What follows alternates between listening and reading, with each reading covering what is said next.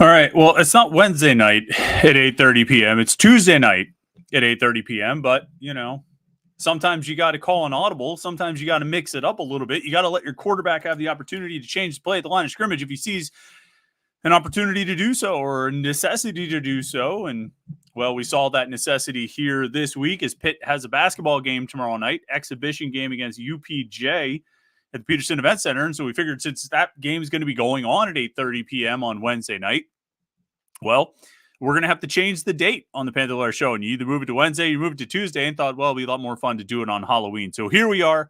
It's the live Panther-Lair Show. It's a Tuesday night here on youtube.com/Panther-Lair.com.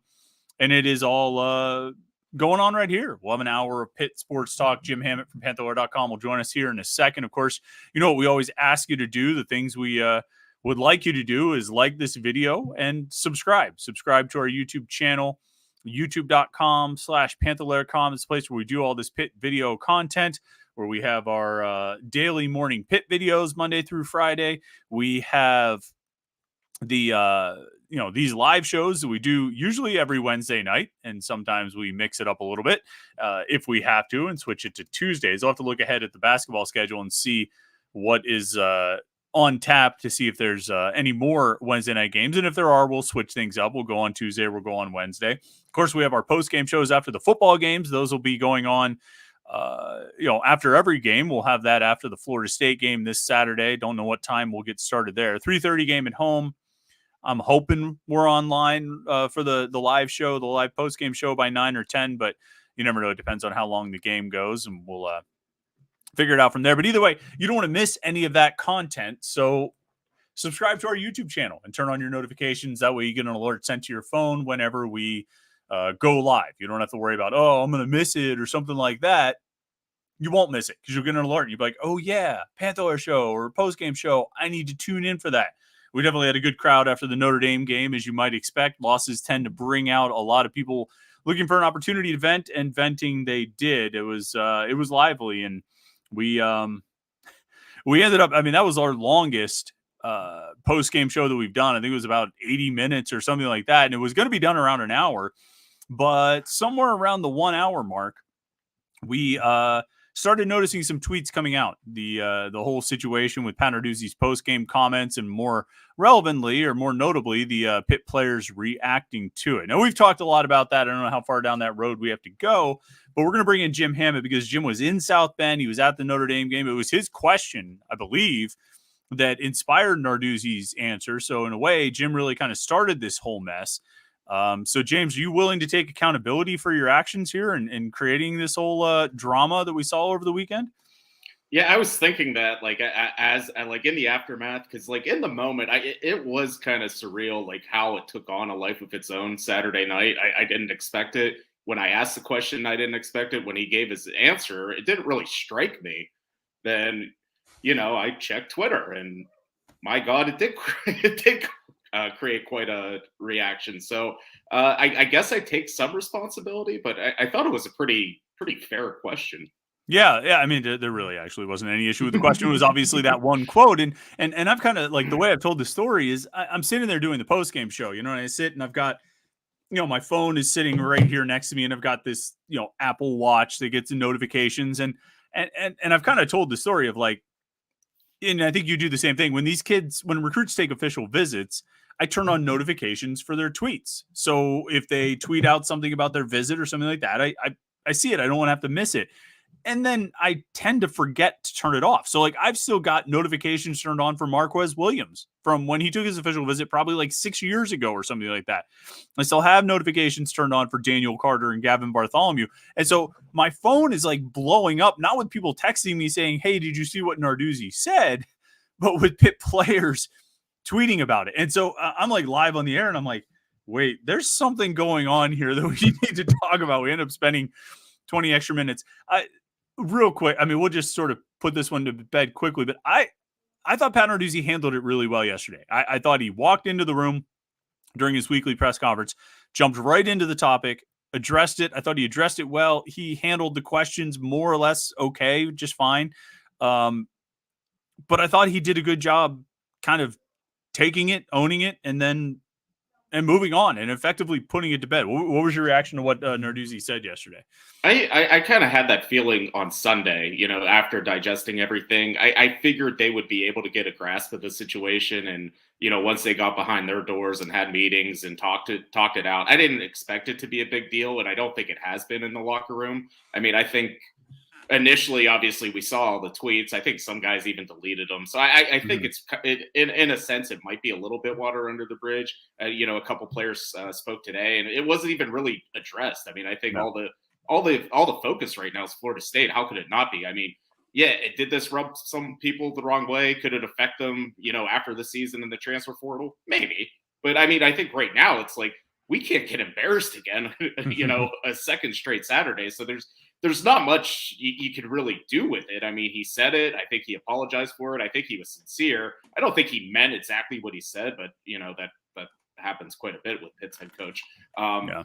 It is what it is. I mean, it came off callous, but when he said it, it didn't strike me. When I was transcribing it, it didn't strike me because I think a little bit of it's true. I mean, the roster isn't good enough. They didn't do a good enough job replacing guys. So, I mean, there is some truth in there. I just don't think it came out the way he wanted it to. Yeah, I agree. And that's what I've said. It came down to just like, you have to ask yourself sometimes, like, what's the upside in saying this? Like, what am I hoping to accomplish, or what am I going to gain if I say this? And if the answer is, well, the gain is negligible or there's no upside, then you just don't need to say it. But as you said, there's been a lot of times where we've sort of gone over Pat Narduzzi comments and said, okay, what I think he meant here was, and it's just sort of what we've learned to do over the years. So moving on then, Florida State. I guess I want to talk about Florida State, but I mean, is there anything we can take out of the Notre Dame game? Like I said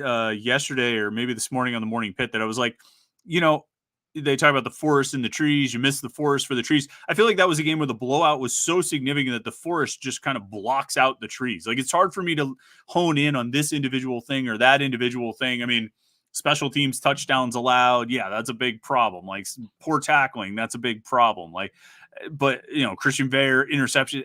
I just, that game was such a disaster on every level. And it's hard for me to get too deep in the weeds on, let's talk about this play or let's talk about that. It just seems like it was such a washout that there's not a lot to see there. I mean, was there anything specific that stood out to you from that game? Not really. And I think most of their losses this year, you could at least say, okay, this guy played well, or they showed something here. There wasn't really any of that. I mean, the offense, defense, and special teams were bad. I mean, it was just such a blowout. And I mean, I started writing in the fourth quarter because it was past the point of no return. I was like, all right, I might as well get organized here and get all my stuff. And because the game was decided. I mean, in that little 3-minute window, whenever it was touchdown, pick six, then a fumble recovery, it all happened in a 5-minute game stretch. So, I mean, it was yeah, it's over. Yeah. There was nothing to take away from that. I mean, I can't even really point out specific plays that really caught my eye. I mean, Mumfield had a nice touchdown catch. That's about it. Yeah, and the Jordan Bass tackle for loss. But yeah, I mean, I'm even looking over the box score. Well, Rodney Hammond averaged 5 yards per carry. He only carried the ball 6 times, but he did pretty well on that. I mean, yeah, the Mumfield touchdown catch was nice. Bub Means had another nice stat line, 3 for 63. I can't tell you one catch of consequence that he made, but 3 for 63. I mean, he continues to. I mean, he's really been on a run, right? I mean, dating back to the Virginia Tech game of. I should have these numbers right in front of me or already added up, but I mean, I'm looking at 17 catches over the last 4 games, 3 touchdowns. And, too much math to figure out the yardage over those last 4 games. But, he's statistically putting up some decent numbers there. Dejon Reynolds caught 6 passes, which is a number that I would not have expected to see heading into the game. Malcolm Epps caught 1 pass, which is not a number. And, Carter Johnson had the 50-yard catch. So, you do have that, but that was happening at the point of the game where it was nobody really cares at this point. It was long past the point of mattering. So, I mean, we can touch on plays from that game as they come up, but I did want to go right off the top. Byron Fleck was the super chatter and asked the question that leads into the Florida State game. He says, do you see parallels to the 13-9 game this Saturday. Both Pitt teams are in a position to stop an opponent's national championship hopes. Both teams are heavy underdogs, and both teams are coming into the game carrying internal turmoil.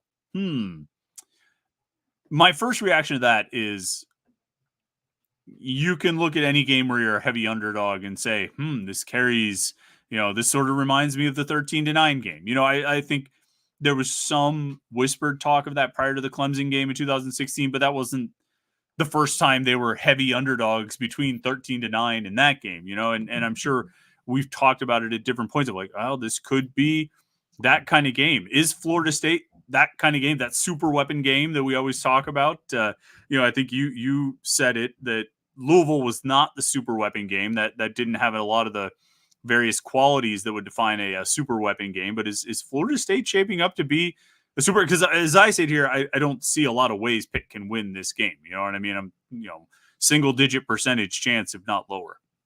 Yeah, that's kind of where I am as well. And, we always do like an exchange with the other team's website. And that one of the questions was like, where are the areas Pitt can do anything in this game? And I was like, I don't really have any. I mean, I think the Pitt's best chance is Florida State overlooking them. They play Miami next week. I mean, I think that's, if Florida State starts slow and, they let Pitt get some momentum, then that's how upsets happen. I mean, on paper, there's no reason at all Pitt should even come.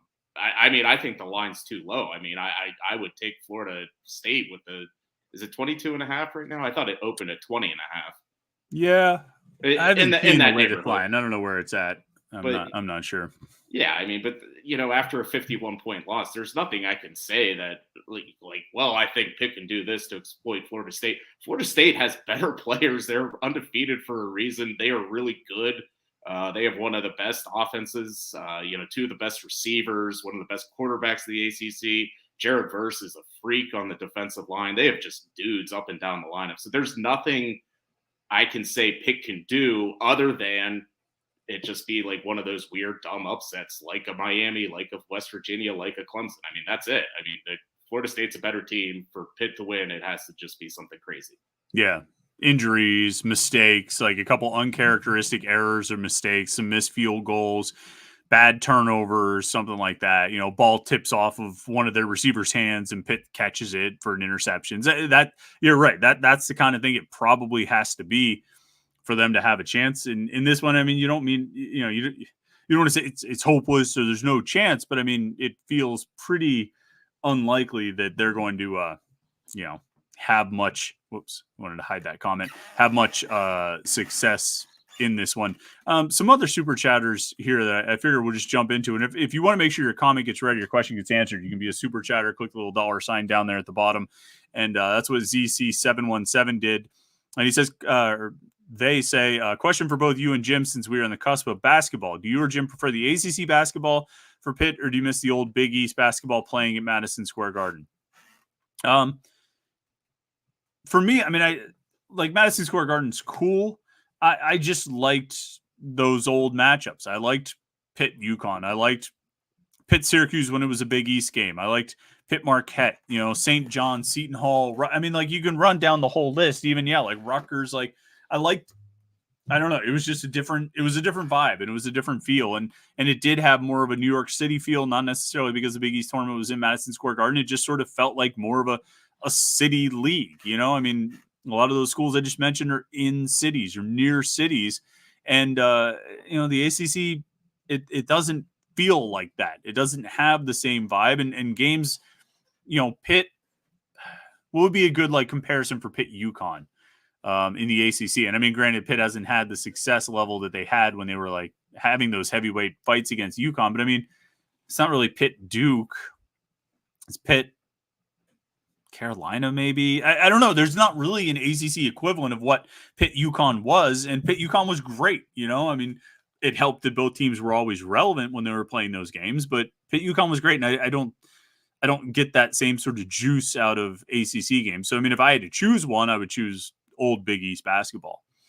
Yeah, I would choose old Big East as well, and it just those games felt big, and I think a lot of it was Pitt was just good.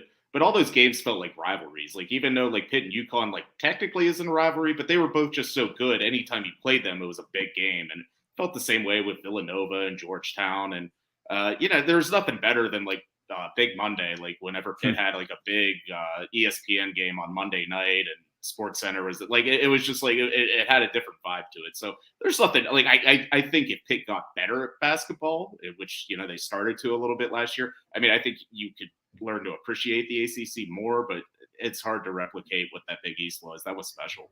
Yeah, I agree. Anthony Tennyson says, Coach Capel, I believe, is going to bring the basketball team back to a top 20 program again. Do you agree or disagree? So, I mean, that can lead into a larger conversation of Pitt hoops. I mean, obviously, we'll talk more football here as well, but I don't know what to expect from this year's team. I like a lot of the pieces. I'm really, really intrigued by this year's team. I think there's the potential there to be really good. I think they have a potential ACC, all conference player, maybe player of the year type of candidate in Blake Hinson. If the team success keeps up, front court, the young guards, the transfer. I mean, I'm really, really intrigued about a lot of these pieces. And I think there's a chance for them to play really, really well. I don't know if they're going to be a top 25 or top 20 program because just like I didn't know what to expect out of last year's team because of all the new faces. I mean, you're looking at new starters at 3 out of the 5 positions this year. And until I actually see those guys live up to what I think they can do, I can't really predict them as a top 25 or top 20 team. But I think it's okay to set the expectation there. I think it's okay to say, hey, that's where they should be this year. Because I think the players can be pretty good. I just don't know what to predict yet because I haven't seen them. But I think the ceiling's high. I think the ceiling's pretty high for them. Yeah, I mean, I think just with this program overall, I think they can get to a point where they're winning 18 to 22 games, always on the bubble, at least giving themselves a chance. I don't know if that equates to being a top 20 program. I need to see them win, have a couple winning seasons in a row before I get to that point. But there's no reason why they shouldn't at least be competing to make the tournament every year. I mean, those past 5 or 6 years, they weren't making it at all. And last year they had a breakthrough. So Pitt shouldn't be one of the bottom 3 teams in the ACC. That's kind of my point. I think they should be more competitive going forward. I think Capel just needed one big season to kind of show he could do it, show himself he could do it. And I think they're going to have some success going forward. How much do you, I mean, obviously Nelly Cummings, Jamarius Burton, Nike Savandi were big leaders for this team. How much do you think Blake Hinson and the triplets and I guess Will Jeffers to a certain extent learned from those guys about what kind of culture they need to have? And did they learn enough? Do you think they can pass it on and set the tone for particularly Bub Carrington and Jalen Lowe, but also the new transfers who came in? It's always about linkage. We always talk about linkage. I used to talk about linkage all the time, and this program hasn't had it in years. Do you think that can Hinson, Federico, and the Diaz-Graham twins set that tone for everybody else? I think they can. I mean, we've talked to Jeff a couple times in this preseason, and he's talked about we need to let Blake Hinson find his own way to lead because he is the leader. He's not Nelly. He's not JB. He's a different character. Everyone knows that, but he can lead this team. And I think what they did last year was pretty unique. I mean, they really came together. They were kind of a team of cast-offs, and they did really find this, whatever it was, that they were all connected with one another. So I think they're going to be able to replicate that a little bit. And even talking to, Carrington and Lowe, they said they were around Nelly Cummings and Nike Savandi over the summer. I mean, they got to watch that whole the zoo crew warm up and practice and do all those things. So I think Bub Carrington even says, he's like, I still text those guys. Like I hear from them. So we talk about linkage, but that's a pretty cool thing and that's something Jeff Capel has always wanted to do with this program, is kind of have older guys around, kind of showing the younger guys. And I think that a little bit of that is happening. Yeah. It's gonna. I'm just really intrigued. I think Zach Austin is one of the most interesting guys. Did you see the stat that Pitt tweeted that I don't know what the time frame they were looking at, 20 years or something like that, but guys who made like 63s and 60 blocks in a single season, and it was it's just a handful of guys. It was like 8 guys, and Zach Austin had done it twice, like each of the last 2 years. I mean, they just didn't have a guy like him, not with his size last year. And it's so intriguing because I think he can change how they play and what they look like and what they play like if for nothing else, I mean, defensively, I think is a big part, but also the rebounding. I think this will be a better rebounding team than last year. I think the Twins and Federico will get better as rebounders. I think Blake Hinson will probably stay around the same level that he was a year ago, which wasn't bad, but I don't see him making big jumps.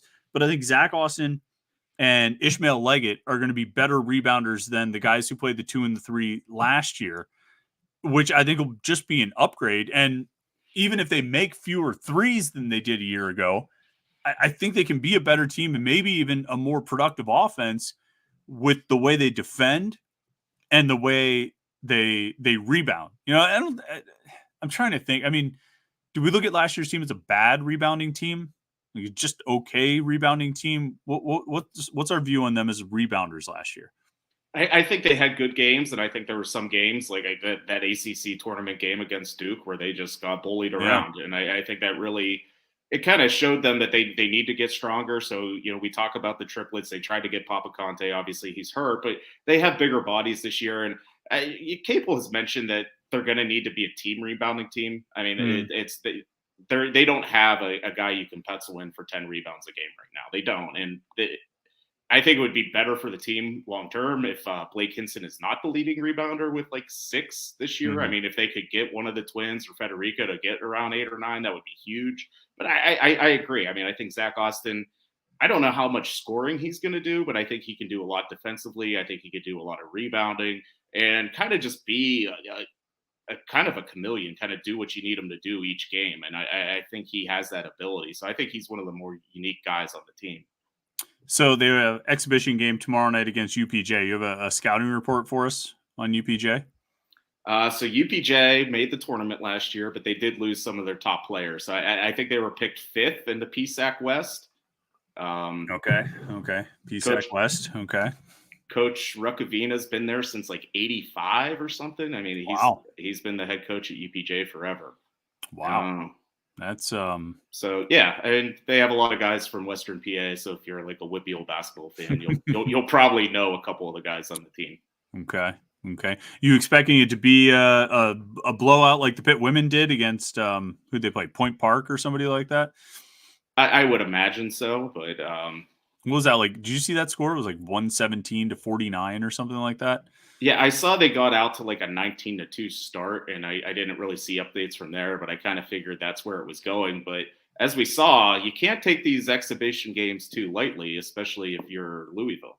Well, Louisville has bigger problems than exhibition. Like I remember Syracuse lost one of these back in like the 2000s or something. They lost to, I forget who it even was, but it was it was an exhibition game. They lost to that, and they ended up being fine. I mean, it's not the end of the world. It's a weird game, but Louisville stinks. I mean, like I don't know how that program fell as far as it did, because I mean, I think when Pitt beat them last year, didn't Kenny Payne talk about like Pitt that's the kind of program I want to have. That's where I want Pitt's program to be, and all this stuff.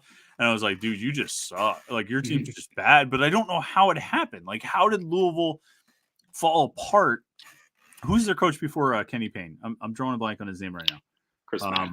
That's it. Right. So did he just sabotage the roster? Like what? How did Louisville get? I mean, that's one of those programs that when we talk about blue bloods always wear blue. Like that's one of the ones you bring up. You're like, well, Louisville was red and they're almost sort of blue bloodish.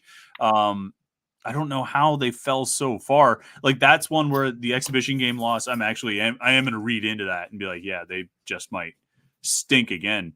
You don't typically see college basketball coaches get fired in the middle of the season, but I wonder, could he be like that rare mid-season firing? I mean, do you think that could happen? Yeah, when you mentioned the blue blood thing, I mean, that also brings a certain kind of fan base. And I'm sure Louisville is not at all happy with what's going on. I mean, I think they can accept some lumps in football from year to year. But if you're just not even just bad, like the worst team in the ACC, like Kevin Stallings taking over Pitt, starting, Kenna Chiwuka, that kind of bad. So man, don't rip on Kenny. I mean, you can find a different way. You can find somebody else to rip on. He could have been good. He just kept getting hurt. I mean, who else is on that team? Let's see if we can even name guys on that team. Monty Boykins. Remember Monty Boykins? Monty Boykins never played, but who was Cam Davis, Cam with a K. Yeah, KH, right? Kham. Yeah. Shamil Stevenson. Was that kid's name? Yeah, and he was always like a player like people kind of liked. I thought he would be good. And then I feel like he left the team like mid December during Capel's first year. Like I don't even think he like made it a full season with Capel and he was gone. But he was like this. I think we kept thinking he might grow into like a Chevy Troutman type of guy because he had that kind of build. He was like this bigger, sort of, four who could move. I don't know. I don't want to talk anymore about Kevin Stallings, guys. I don't know how we even got down that path. Because you took a shot at current Louisville. Yeah, right. Yeah. So, I don't know. So I guess we'll see. Tomorrow night we'll see what happens in the exhibition game, and then the regular season starts on Monday. Who do they play? North Carolina A&T or Florida Gulf Coast? One of those. So we'll find out. I don't know. I'm definitely intrigued. I'm really looking forward to seeing who this team is and what they are and how they do. And I don't know what the expectations are or what they should be. I guess let's call it right here. So, is it tournament or bust? Is it a disappointment if they fall short of the NCAA tournament? Are your expectations that high at this point? I don't know if I need them to make the tournament for me to kind of deem the season a success. I mean, I think they should be on the bubble. I think they should be a type of team that should be competing, and whether they land on the right side of it or end up in the NIT. I mean, I kind of think that's who they are. I mean, I think they're like in that 18 to 20 regular season wins, kind of probably need to go to, I think it's DC this year, the ACC tournament, probably need to go to DC and win a couple games. Like, I think that's kind of what they are. And I mean, they could outplay that. I mean, maybe Blake Hinson averages 25 a game and Guillermo Diaz-Graham becomes this great player. I don't know. I mean, that's why I'm kind of interested to see what happens Wednesday. But I think they can compete for a tournament spot. I don't know if I can lock it in, though. All right, last one there. It is an exhibition game. It's UPJ. There's an outcome that I think we expect to happen. What are you going to be looking for? Like, what will be relevant? Because you don't want to read too much into it if, Federico gets 20 rebounds or something like that. But what will you be looking for? What is a relevant, stat or note that'll come out of this game for you?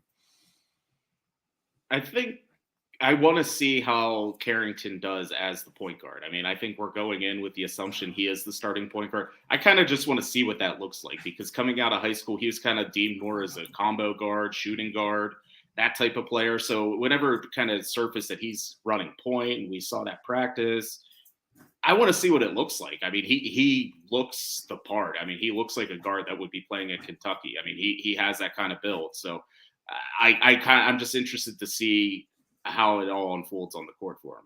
Yeah, for sure. I'm kind of the same way. I really just want to see the freshmen. I want to see Carrington and Lowe. I want to see how they use those guys and like how they rotate them around. If they end up playing the two of them next to each other, if they rotate and have Leggett bring the ball up the court, or if they go, Carrington and Leggett and then Lowe and Leggett, or if they play, all three of those guys together to give Zach Austin a rest. I'm just interested to see. I'm interested to see where Jorge Diaz-Graham ends up playing, if he works more at the four, if he gets some time with Blake Hinson on the court.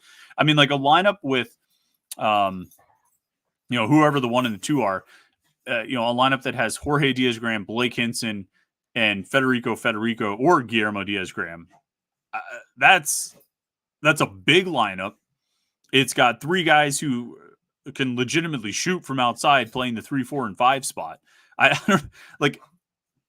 I just don't even know what that would look like. And I'm really kind of curious. And this would be the kind of game where, I mean, you could run that lineup out there and see how it functions and see what it does. So I'm interested to see it. I'm looking forward to seeing that in this game. Real quick before we move on to comments and questions, we got to talk about our friend Chris Gates. Of course, the Wednesday Panther-Lair Live Show is sponsored by Chris Gates Fitness. If you have a health or fitness goal and you need help achieving it, you visit chrisgatesfitness.com to learn more about how online fitness coaching works and how you can benefit from working with Chris. Now, Chris will work together with you to create a fully personalized exercise program and pair it with a customized nutritional strategy that works you towards your goals. And he'll be there every step of the way to support you through the process. Whether you want to build muscle, burn fat, develop more functional strength, train for a sport or event, or just generally develop healthier lifestyle habits, online coaching is one of the fastest and most efficient ways to get you from where you are now to where you want to go. And Chris loves working with fellow Pitt fans. He's a diehard Panther fan and subscriber to both the Panther-Lair podcast and Panther-Lair.com. So learn more at chrisgatesfitness.com. And be sure to mention Panther-Lair when you apply. Jim, can you hear my dogs tearing around down here? I can, yeah. You hear their like collars jingling and stuff like that. Look, and then the one they both shake. No, they both shake. They're jerks. Hey, go in your crate. The one just chased the other one away from his crate. Anyway, it is Halloween, Jim. Did you go trick-or-treating tonight? I did not. I had candy at the house. I had 4 kids. That was it. How much candy did you get? I got 2 bags, and the ones like blow pops. I'm never gonna eat those, so like I'm gonna have to like pawn those off on someone. But like I did get a Take 5, and I did dig into a few of those. Take 5s are dope. I mean, that's a high quality candy bar right there. What's your number one? I don't know, man. I really like Snickers.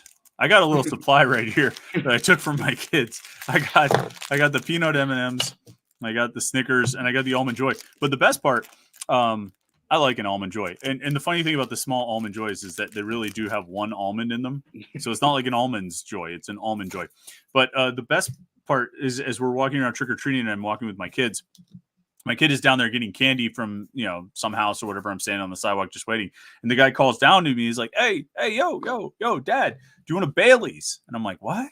He's like, do you want a Bailey's? And he gives me this little Bailey's bottle. So I was like, oh, that's good. We'll have that for the I can't remember the last time I had a shooter Bailey's. So I figured that'd be good for the podcast,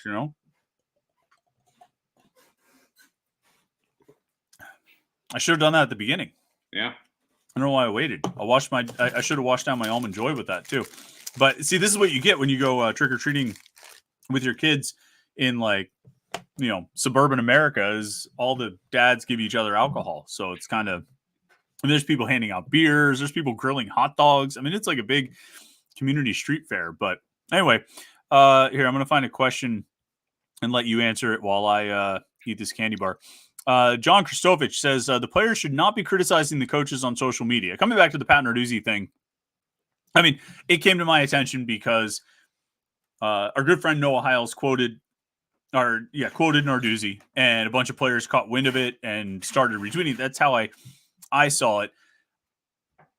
What did you think? I mean, what did you think? I mean, John thinks that the players should not have been making those comments on social media. Did you think the players were out of line? I don't think they were out of line. I mean, the comment didn't read very well, and I mean, they're the ones that saw it. I mean, it was presented to them as such, and they saw it, and they had that reaction. So I can't say for them to not be upset about it. I mean, I think there's better ways to handle it, but I think they kind of got it under control once they got back into the building on Sunday. But like, it was definitely probably a little stressful plane ride. I'm not gonna lie. Uncomfortable and awkward, I would imagine. Well, I think the timing is part of it too. And a lot of parties could have handled a lot of things better. Pat Narduzzi could have handled it better. The players could have handled it better. Pat Narduzzi's talking in a post-game press conference right after getting destroyed by 50 points. You know what I mean? And then the players who are hurting just as much, if not more than him, are reading this on Twitter after getting destroyed by 50 points. I mean, playing on the field, I can't imagine what that's like when you're still going out there and you're down 45, 50 points and you have to play another 6 minutes of this game. I mean, and even you could dial it. You could go back further than that. Let me look at the scoring. So it's 44-0 with 2.5 minutes left to go in the third quarter. I wouldn't want to go back out on the field. I know, have some pride and be a competitor, and you are a warrior. Blah, blah, blah, blah, blah. I'm down 44-0, and there's still a whole freaking quarter of this game left to play that I'm going to get my brains beat in for another 2 touchdowns before this thing is finally over. I'm pretty raw at that point. And then I read on Twitter this quote that my coach says, we didn't do a good enough job replacing the good players we lost. I'd be giving him the double bird on that one too. I'd be like, hey, you know what? Screw you, buddy. Look at who you hired. Look at what you did. This and that.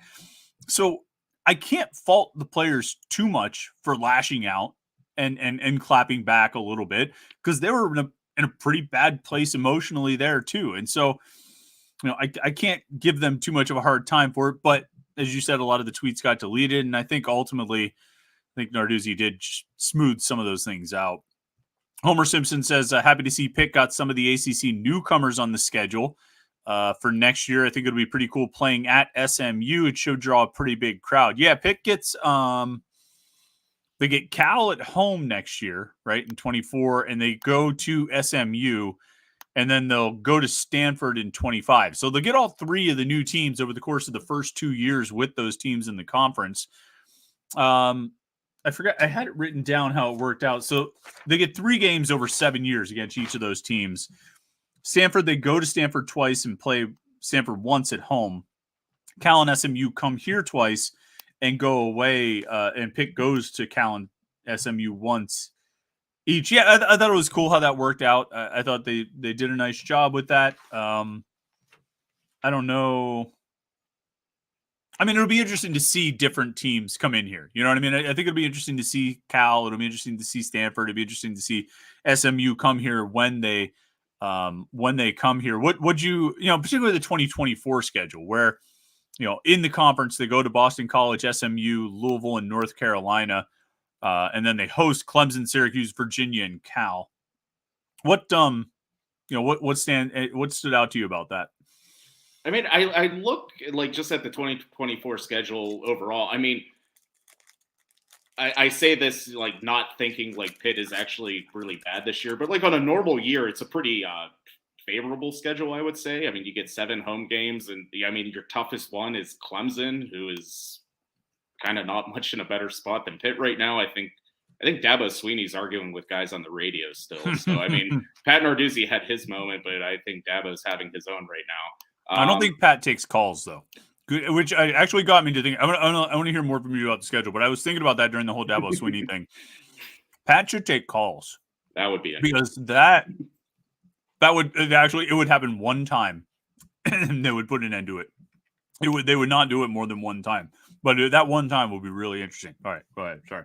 Yeah, I mean, just the schedule overall. I mean, I not everyone in the league gets to play Stanford, Cal, and SMU right off the bat. Their schedule kind of looks like a normal ACC schedule. So, I mean, I think it's cool. I mean, it's something different. I guess the team's going to play SMU in Dallas next year.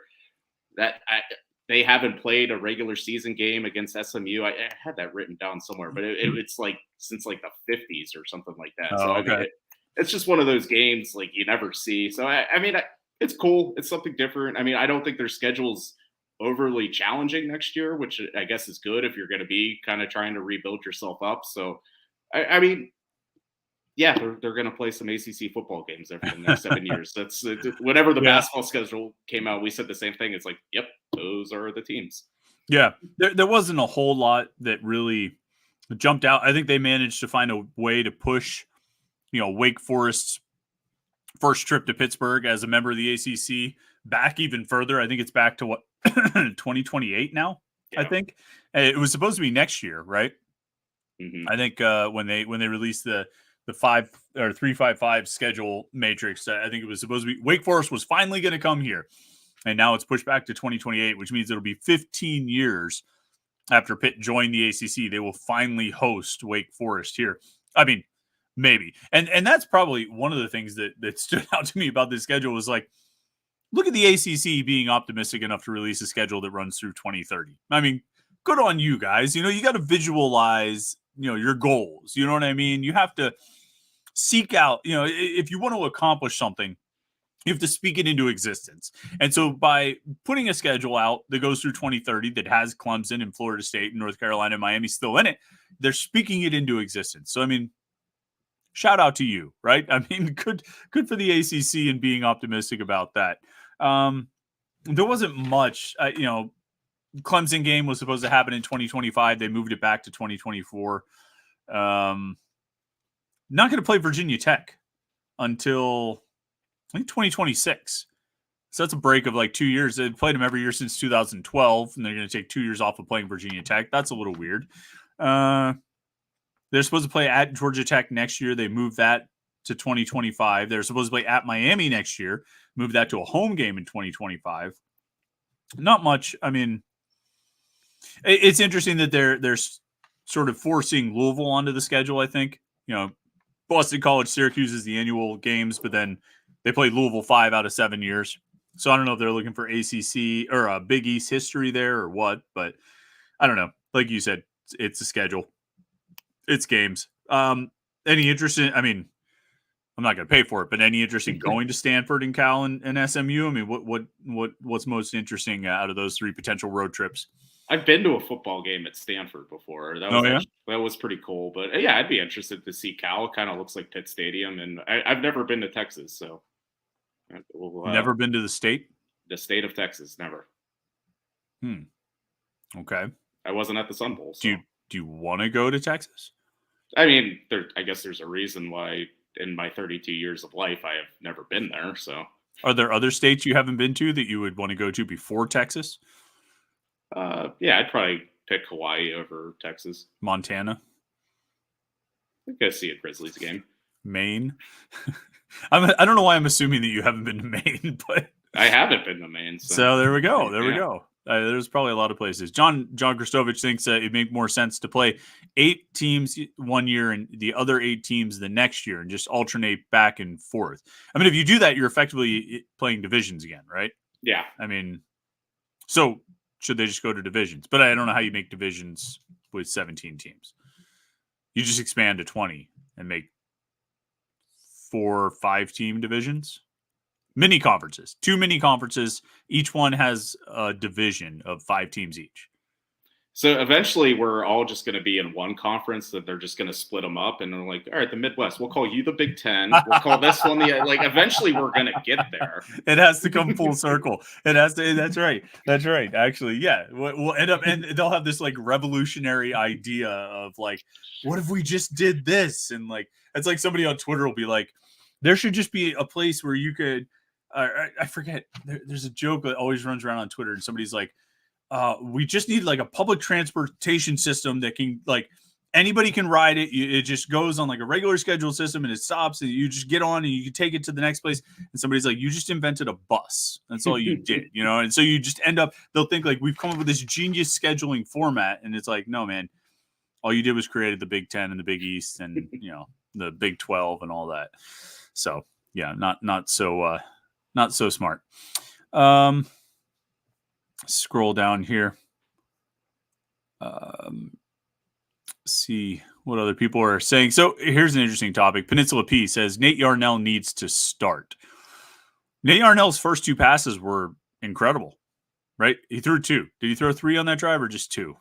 He finished 2 of 3. So I think the drive itself was he was 2 of 2 for 75 yards. Okay. I mean, yeah, he was great on that drive. I mean, there's no question. I would have probably put him into the game earlier than that. I mean, quite frankly, I wouldn't have waited until 10 minutes to go in the fourth quarter. I would have probably given him the whole fourth quarter, if not part of the third quarter, not out of any, benching of Christian Baer, just getting blown out. Might as well play Nate Yarnell. Are you, I mean, what, excuse me. I don't know. How do you stack up Nate Yarnell and Christian Baer right now with those 2 guys? I mean, I think right now, I agree that I probably would have put in Yarnell sooner, just to get him out of it. Dude, you already threw 3 interceptions. Let's not turn this into the worst stat line ever. So I would have gotten him out of the game sooner. But I'm also not done with Christian Baer. I mean, I'm still intrigued with him. I think he had some good games. But I've said all along, if he struggles, there's no downside to not seeing what you have with Yarnell. I mean, he has said all year, we have faith in Nate Yarnell, faith in Christian Baer, and it took a while to see that faith. But, yeah, I mean, if Christian comes out and throws 3 interceptions on Saturday in the first half, I'm going with Yarnell in the second half. I mean, I want to see Christian Baer get a full chance, get a long look. But at the same time, you have 2 quarterbacks. They're both redshirt sophomores. They're both the same age. If one's not working, see what the other one has. Pat Narduzzi, he was asked this week, and I should probably bring up the quote just to put it on the same page. He was asked about here's the question. The last 2 years you brought in portal quarterbacks. Do you feel a little bit better about the position with Christian? Narduzzi's answer, quote, I feel great with Christian. I feel great with Nate Yarnell. You saw how he performed when he got in there, too. I said that back in camp. Each of them continues to grow every week. Is Christian where he is right now compared to where he was game 1 or fall camp? He's way far ahead. I think every week he becomes more confident in what he's doing and how he's doing it. And every week he sees a different coverage or sees this or that and has a better feel of what he's got to do. It's only going to make him better. And I feel good with that quarterback room, end quote. He seems to be saying, no, we're not going to go get a portal quarterback this offseason.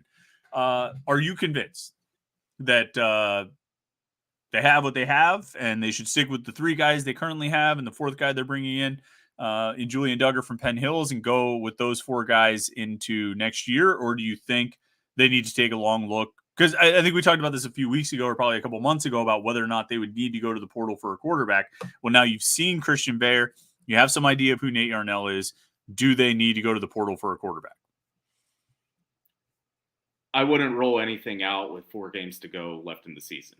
I mean, this is still kind of an open tryout, open audition for Christian Baer and maybe Nate Yarnell. So at the end of it, maybe you take a look. But I mean, you'd be doing your team a disservice if you're not at least paying attention to the portal, seeing what's out there, seeing some opportunities. So I don't know if they're going to be hell-bent on like getting a Phil Dracovic, like a guy they believe can start right away next year. But I mean, I think they need to at least keep their options open. But I like I said, I'm intrigued by Bayer. I think he has some upside. I think if you go into next year with him as the starter, it's not that bad of an option. But I think they just kind of need to see how it all plays out.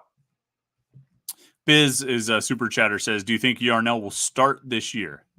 Let's say injuries notwithstanding. Let's say everybody stays healthy. Do you think Nate Yarnell starts one of these final 4 games? As of right now, I would say no. Yeah, same here. Same here. And not because they don't want to see what they've got with Yarnell, but I think they are going to have a longer leash with Christian Baer. I mean, shoot, they already had a 5-game leash with Phil Dracovic. So, I don't think it's crazy to go much longer than that. But I do think they want to give Baer a fighting chance. And he even said today when we talked to him, every play, every coverage he sees is a learning experience. He's seeing it for the first time. Notre Dame did things he hadn't seen before, presumably against Louisville and Wake Forest. They also blitzed the crap out of him, which I'm sure Florida State is going to do too. Pro Football Focus said that Notre Dame blitzed Christian Baer on 65% of his dropbacks. I mean, they're just like, screw it. We don't think you can beat us one-on-one. And so we're going to bring the house 7 out of every time, 10 times you drop back. And I'm sure Florida State will do the same because why wouldn't you? And I even asked Bayer that. I was like, did you expect most teams to do this against you when you're an inexperienced quarterback? He's like, yeah, of course. That's what they're going to do. They're going to see how I can handle it and if I can handle it. And so far, I mean, I actually think there have been times when he's handled it well and hit the hot read and gotten rid of the ball quickly, but he's gotten hit. And I think Florida State will keep doing it. So I'm with you. I think as long as he's healthy, he'll continue starting. And I think that they're going to give him a fair shot and find out what they've got and then go into the offseason. And if Nate Yarnell's a better option in spring camp or fall camp, then he'll win the job because Christian Baer, unless he graduates, is not going anywhere, right? He can't transfer and play somewhere without sitting out a year. And I can't imagine that he would want to do that. Got a lot of comments and questions here. I want to get as much as we can.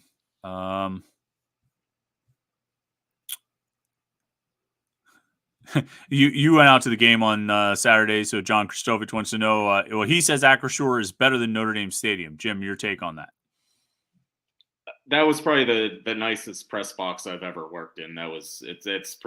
It's hard to, at least from a media perspective, it's hard to top that. That's like first class. Like there's like guys like opening doors for you, like welcome to Notre Dame. Like you're just like, I'm just a reporter. I'm just here to work. You're not expecting the club level access in the press box. Well, did they have boosters in the press box? No, there's no cheering. That was like a few people asked me, like, does that really happen? I mean, I guess we're all all the Pitt media is kind of clumped together, but I didn't really hear any cheering. And they gave the warning like they do at Acrisure. Right. This is a working press box. There's no. It does really happen though. I can tell you like from firsthand experience. I've been out there 2008, 10, 12, and 18. So I've been out there 4 times, and yeah. Like those upper rows of the press box were definitely like fans and boosters and crying children in 2008 when they lost in 4 overtimes. So, I mean, there's definitely that going on, but maybe it wasn't for you. So I'm glad, because that could be a little distracting and kind of annoying, unless Notre Dame is losing, then you can sort of revel in their tears. Let's see. Peninsula P wants to know, does Michael Hewitt make the rotation? I don't see him being more than just a couple of minutes a game. Michael Hewitt, the transfer, where did he even come from? I'm drawing a blank. Most recently a Division II school. That's right. He was at a lot of different places. Yeah, I don't see him making the rotation. I mean, maybe if there's an injury or foul trouble or something like that. But, I mean, I think your guards are Carrington, Lowe, Leggett, really. Yeah. You know, and I mean, I would be interested to see if it's like KJ Marshall or Michael Hewitt coming off the bench. You know what I mean? Like, not to be disrespectful to Michael Hewitt. I have no expectations for his contribution this year, and I have very little thought. I don't expect anything really to ride on his contributions this year. I'm kind of the same way. I mean, they have 11 healthy scholarship players going into this. I could see them going 9 deep, and I don't have Michael Hewitt in that 9. Yeah, I agree.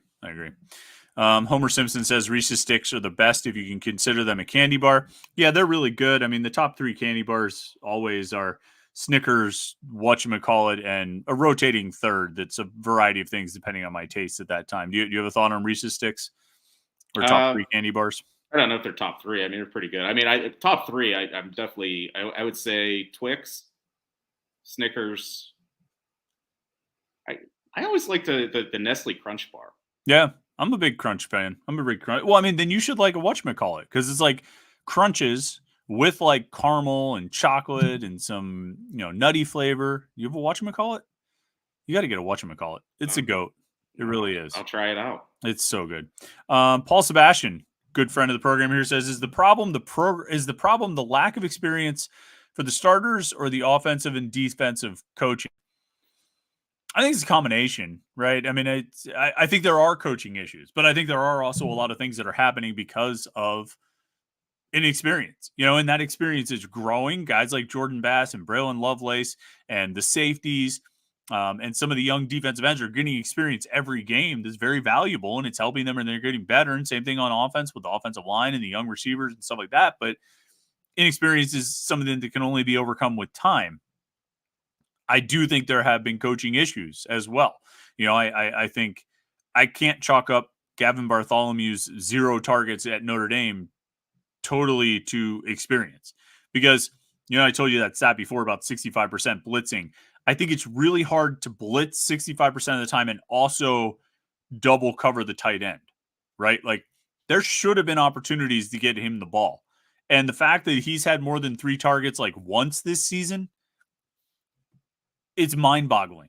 And quite frankly, I think it's malpractice to not get him the ball the more than they have. And to have a game with 0 targets. I mean, I'm not saying you should fire someone, but someone should get a good talking to. Did you see the comment Narduzzi said yesterday that he called Gavin Bartholomew Monday morning just to see how he's doing, because he only played 27 snaps and didn't get any targets? Like, that to me, I was like, kind of sound like you're a little bit worried there, Pat. Like you're a little concerned that your tight end might be getting a bit disgruntled when you're not throwing him the ball. He scored 1 friggin' touchdown in the whole game, and one of your best offensive players doesn't get targeted once. But back to the question, though, experience or coaching, I think it's a combination of both, but I definitely think there are coaching issues that have caused this team problems. What do you think? Yeah, whenever I saw the question flash on the screen, I just wanted to say yes. Like a combination. Right. It's everything right now. I mean, you're 2-6 for a reason. I think there's been some personnel issues. I think there's been some coaching decisions. I think some decisions with the personnel haven't been so great. So you are what your record says you are. Yeah, that's a good point. Scott Mitchell says Federico made incredible progress while navigating last season. Is there someone you think that can repeat that this time around? I mean, it would have to be like a first-year player, right? So it would have to be like Carrington or Lowe, maybe Jorge Diaz-Graham. I don't know. Who do you like? Yeah, because I agree. Federico made a huge jump from the start of the season to the end of the season. who do you think could be in line for that kind of jump this year? I think it started in March last year, and I think it's with Guillermo. Hmm. He really looked good in those 3 tournament games, and he gave some teams some problems. And whenever he was off the floor, Pitt kind of struggled. I mean, he was a presence out there, so I think he can be really good, and I think he could even be starting by the end of the season. So I mean, I think he showed progress throughout the year, but he really took a big step in March, and I'm really interested to see if that's sustainable. Starting above, starting But ahead of Federico. yeah, Hmm. I think that's possible. Interesting. Interesting. I mean, either way, I mean, if you've got those guys that you can roll out there for 20 minutes each, or 25 and 15 or however it breaks down. I mean, I think that's pretty good. And if you run into foul trouble, I know they don't like to use Jorge at the 5, but you can. You know what I mean? You can do that, and you could even play smallish with Blake Hinson at the 5. I mean, they've got options, but it'll be interesting. I mean, I'm assuming Federico will start tomorrow night, but I wouldn't be surprised if him and Guillermo have a pretty similar minutes breakdown over the course of the season because, yeah, it'll be interesting to watch him for sure. Um, let's see. A lot of comments. Biz is just talking to himself. He's on the Yarnell hype train since last year. Toot, toot, let's go. No, these are all right in succession. There were no comments in between these. The 4-star quarterback. Oh, that's Homer Simpson. Okay. So Homer brings up Trevor Jackson, 4-star quarterback that had Pitt in his top 5, decommitted from Ole Miss a few days ago. Any chance there? I would not assume so. It seemed like that ship sailed. It's interesting that he decommitted from Ole Miss and got an offer from UNLV, actually, who lost their quarterback to, I think, UCLA. So maybe he'll end up playing for Brennan Marion out at UNLV. But I don't assume that Pitt would make a serious run or have much luck with trying to get Trevor Jackson. Do you? I would guess no, and sometimes you wonder why decommitments happen. Everyone always assumed it's the player having a different option, but I wonder if Ole Miss kind of looked at his senior year and they just weren't overly impressed. So I mean, I kind of if your first offer after decommitting is like a Mountain West or Group of 5 team, I mean that sometimes can be telling. So we'll kind of see how things play out for him, but I would expect Pitt's probably done there. Yeah. Sometimes when you have that decommitment, and then, like you said, it is an offer like that. It's kind of like that school thinks, oh, hey, we got a shot. Like, so maybe there's something to look into there. Maybe like more of the story. I mean, ZC717 says I saw both Diaz Graham twins put on some muscle in the offseason. Yeah, and I think that was to be expected, right? They're going to spend all offseason working in the strength room and being part of a college strength program for a full year. And so I think that's to be expected. I also think those guys, and Federico too, will greatly improve their rebounding and their offense and probably their defense just by virtue of having played a full season of college basketball. And I keep saying this, like, there's probably a ceiling on how strong those guys will end up being. You know what I mean? I don't think they're ever going to be the strongest guy on the court. Maybe tomorrow night against UPJ. We'll see. I don't know what kind of bangers UPJ has down low. Your scouting report didn't really get into the front court and their strength, but that's okay. I thought you could. They lost their good big guy from last year. He's gone. All right, that's pretty good. That's pretty good scouting report then. But I think, in addition to sort of that natural progression of physical strength, I think their understanding of the game, of how to position for rebounding, of how to feel the ball and how to, to defend a little bit better. And I mean, like when Federico effectively shut down Armando Bacot last year, he wasn't out muscling him. You know what I mean? He was getting position. He was understanding how to defend. And I think those guys, just a year of learning is going to go so far in helping them play better and produce better and succeed more than they did last year, just as much as the added muscle and conditioning and everything else that they, got this offseason. Yeah, Capel has credited a couple times this offseason about how the Guillermo and Jorge, they stayed in Pittsburgh. They didn't go back to Spain. They gave up their opportunity to play for the Spanish national team and whatever version they would play international ball. So I think staying in Pittsburgh did a lot for them. I think they put on some weight. They stayed with the strength and conditioning program, and I think it's only going to benefit them. And I think it just makes them more comfortable just around the program, around the city. And I think it's going to pay dividends. I really do. I mean, when I saw that practice, I mean, I can't tell you they look 15 pounds heavier. It's kind of they aren't going to carry weight well, but they did look a little more sturdy, and they weren't on the ground every 5 seconds. It's a good. That's a long way to fall, man. When you're that tall, like that's a long way. And kudos to them. They jumped back up every time, and they got the snot knocked out of them in a lot of games last year, and they jumped back up every time and just kept going at it. So it should be fun. I think it'll be really interesting to see, and that's not just because the football team is 2-6 and coming off of getting their brains beat in, but I think it's going to be fun to watch this team this year, and we'll get that started tomorrow night. So and that's why we have the live show tonight. But it's fun. We had a good crowd show up. We appreciate everybody who tuned in on the Panther-Lair Show here on a Tuesday night. Make sure you like and subscribe to our YouTube channel, youtube.com/Panther-Lair.com, and then head over and check out the website, Panther-Lair.com, Pittsburgh.rivals.com for all the Pitt sports coverage. Thanks everybody who tuned in and hung out tonight. Jim, thanks to you for coming and spending an hour talking a little Pitt sports. Thanks to the guy down the street who gave me the Baileys. We appreciate that. I wonder if he's still out tonight. I think trick-or-treating ended to date, but maybe I'll go see if he's still hanging out because have a little fun Tuesday night. But all right, everybody have a good rest of the night. Enjoy the week. We'll have the morning Pitt this week and then the live post-game show on Saturday. So enjoy the rest of the week, and we will talk to you live on Saturday after Pitt, Florida State.